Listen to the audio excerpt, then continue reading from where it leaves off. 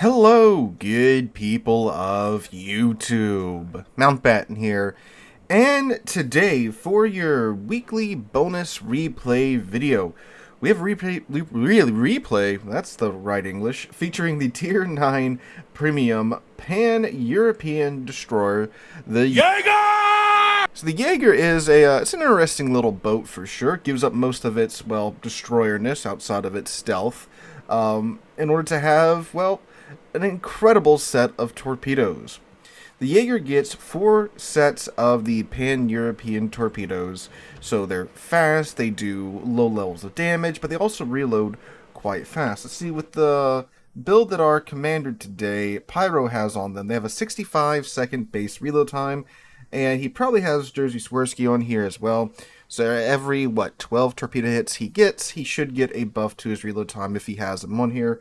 I guess we'll find out if that's true or not as we go into it. But this is a live reaction replay, forgot to mention that, which means I'm watching it with you guys for the very first time. So it's like we are sitting down together wherever it is that you are watching this video, and we are watching it together. Be it you're going down the road and making some interesting decisions while trying to drive your car, or you're at work hiding from your boss in the bathroom or something. We're there together watching this replay, so you guys get my genuine reaction to whatever it is that goes on in the video. So, Pyro is heading over to the sea cap, a fairly popular place for most destroyers to head. There's some island cover, you have this nice open area out to the right of the sea cap, where usually most of the torpedo destroyers will go and start to, throw their walls of skill at the enemy team, as Pyro is very much doing here. So we got a Michelangelo, there's a GK, North Carolina spotted so far. This is a tier 10 through 8 game, though it is a very tier 10 game. Most of the ships you'll see are tier 10. There's a couple of tier 8s thrown in here and there, and I believe there are like 1 or 2 unfortunate tier 8s on this in this matchmaking as well. See, speaking of the devil, there's the other torpedo destroyer, the Asasio, who also went this way.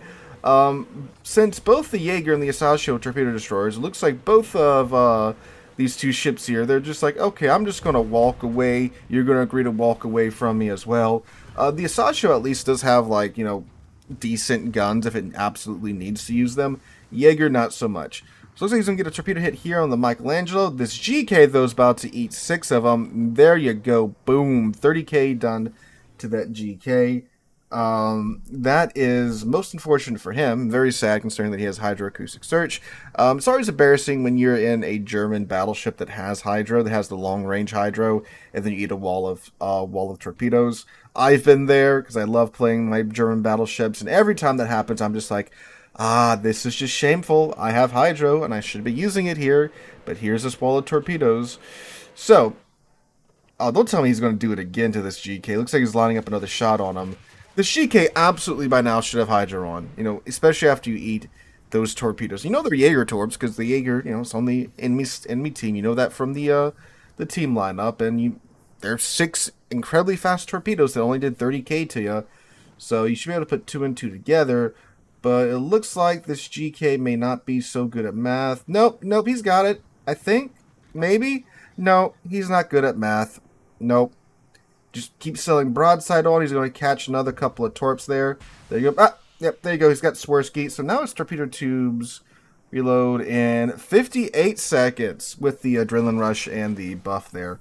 So yeah, the Jager's torpedo tubes can get to some ridiculously low reload levels because of that. All right, so we got the Michelangelo out here. He's pushing up.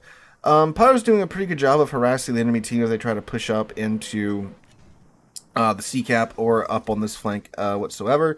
He's also providing some very valuable spotting for his team as well. He's also managed to stay alive here past the 5-minute mark, unlike the other destroyer on the friendly side. Oh, hello, Mr. Asasio. Oh, yes, please tell me the magic's going to happen. Yes, the magic is going to happen. Goodbye, Mr. Asasio. Beautiful, beautiful, beautiful, beautiful. Dev strike there on the enemy Asasio. That's something that the Jager's also... Oh, Michelangelo, come on. Like, those are spotted. Okay, good. He saw him. Yeah, that's something the Jager's also surprisingly good at. is torpedoing other destroyers, because the torpedoes, they're moving so fast, right? There's not a lot you can do about them once they're spotted. But of course, if you're in a cruiser or a battleship, their damage is so menial that you can eat a couple of them and you'll be all right. But yeah, they only do 7,000 damage, 7,500 damage. But I mean, 7,500 damage per torpedo when we're talking about destroyer HP, that's much more significant. So it's always satisfying when you pull off those shots on DDs. And he wasn't even trying for that there. Oh boy, just sailed into the torps. Speaking of sailing to the torps, looks like the Michelangelo is going to do the same thing here. Yep, another 3 to the Michelangelo. He's already at 91,000 damage, just over the 5-minute mark. Man is thriving over here on the sea cap. And the Michelangelo thinks the smoke is going to protect him from the torpedoes. Fun fact, smoke does not protect you from torpedoes. He's going to eat another 2 there. Yep, there you go. There's his Swirsky skill again. He's had 6 instances of flooding so far. So let's just reload down to now with the Swirsky skill popping again. 53 seconds. This is absurd. And there we go. So that's his second kill of the match. It's not every 12 torpedo hits. It must be, what, every 6? Every 7 torpedo hits? Something like that. That's what pops Swirsky's skill. Because he's got 17 torpedo hits and he's already got 2 pops of Swirsky's skill. And I believe it is unlimited too, so he could just keep doing this throughout the match and get a lower and lower and lower torpedo reload. Alright, now that he's sunk most of the enemy ships that were going for the sea cap, Pyro is now in the sea cap, capping like a good little destroyer. Enemy team, very close in terms of ships that have been sunk. Enemy team is down 4 ships, friendly side is down 3 ships. Both submarines are still alive, and both teams have 1 destroyer up as well. Very oh, there we go. Now it's really even. 4v4 down at the moment. So very even game so far. Points are also very similar. Let's see here. Let's see if the replay has broken these points as well. It has. Okay, so the green team's points are the red team's points. The red team's points are actually the green team's points. It's a replay glitch. It's been going on for forever. Wargaming has not fixed it. So I do apologize about that. Again, there's nothing really I can do about that.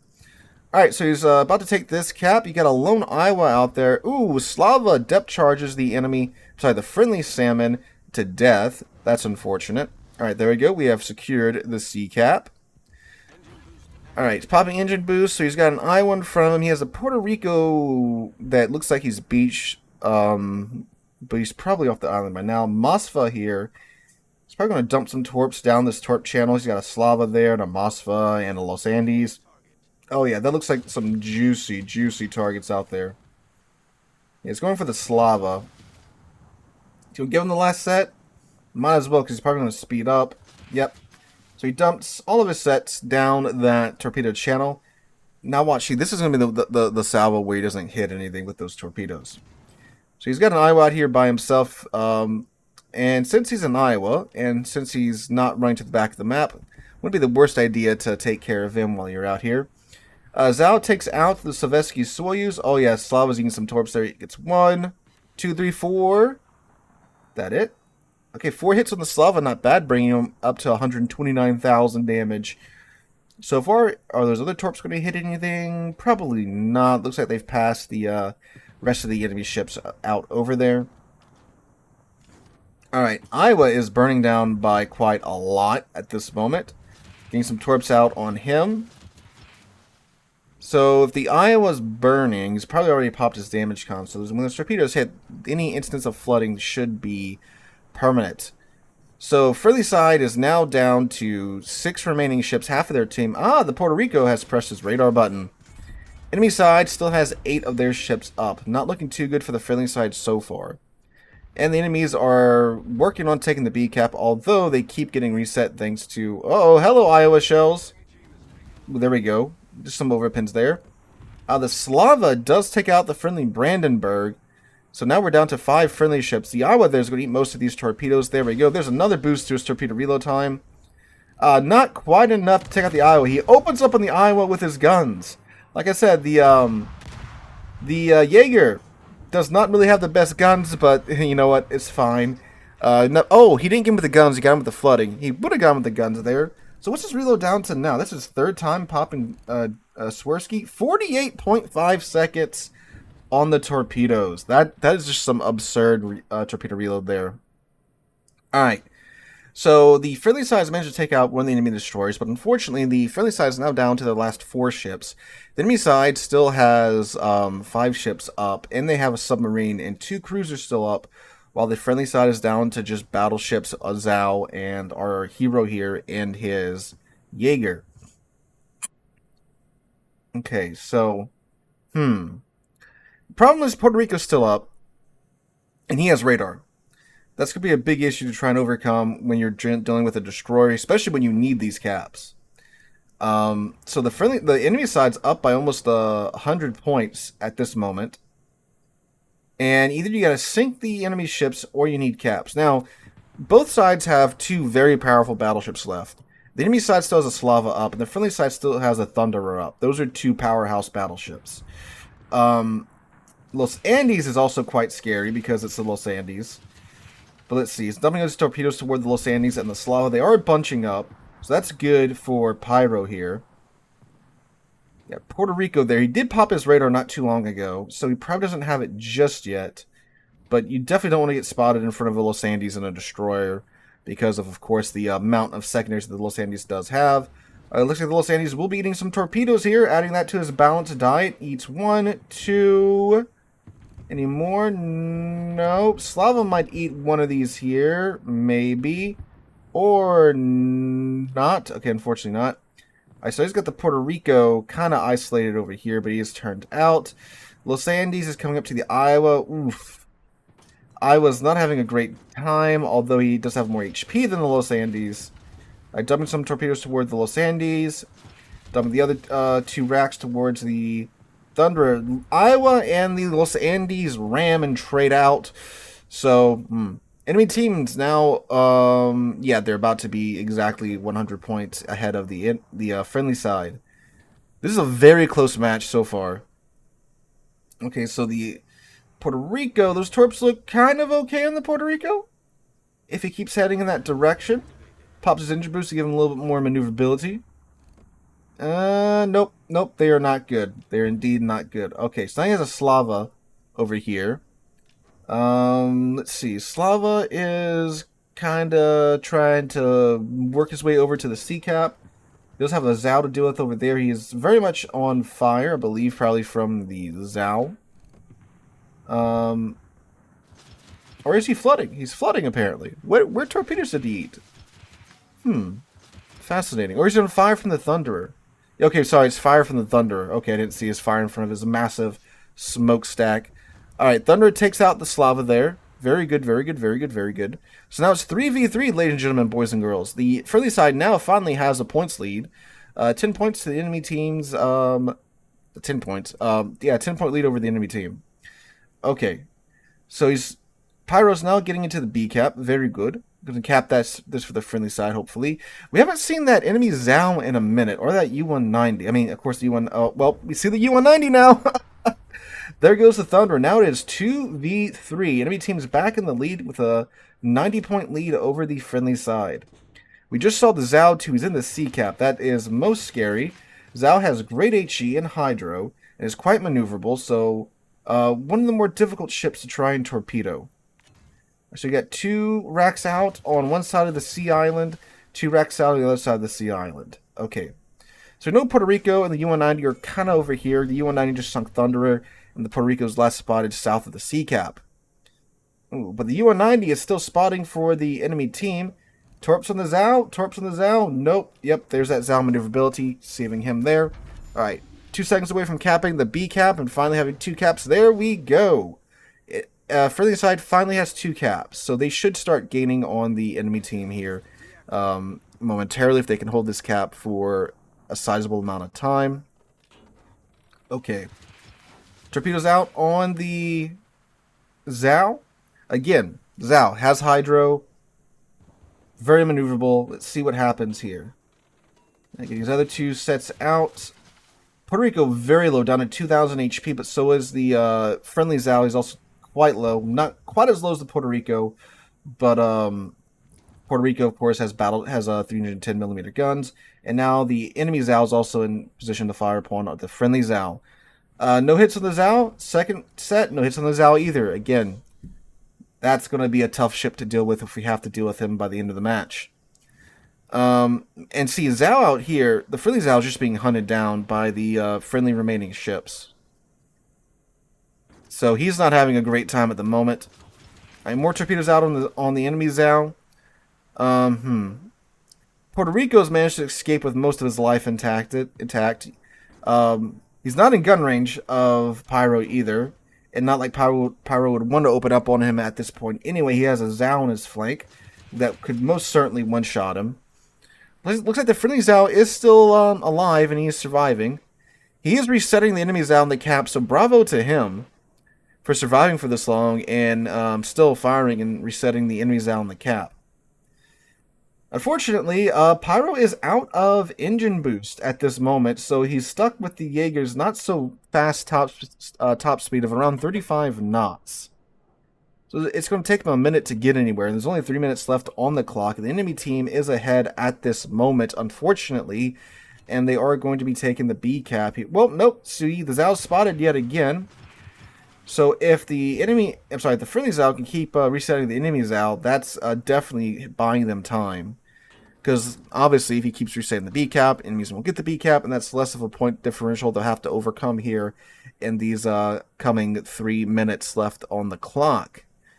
So the question is, where's the Puerto Rico? U-190 is, as we can see, the Zao dropping his depth charges, definitely after the Zao keeping him spotted for the enemy Zao.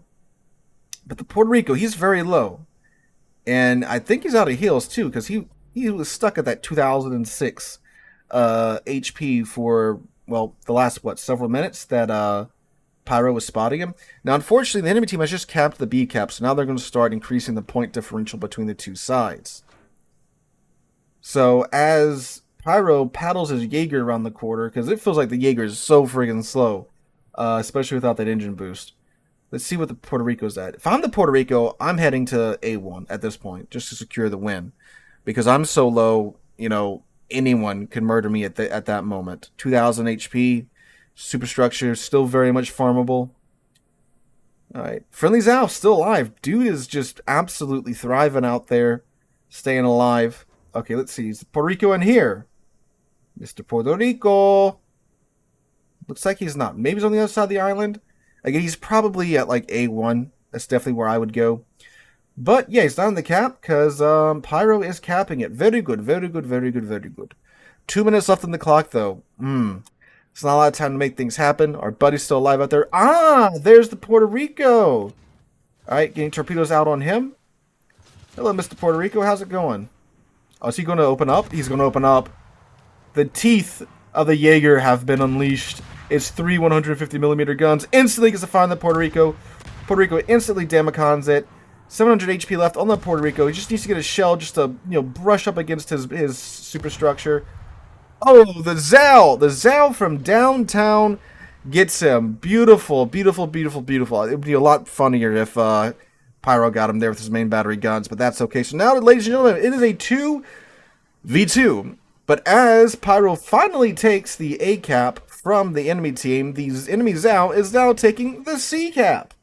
However, Pyro does not have to circumnavigate the map to get to the B cap. It is right there.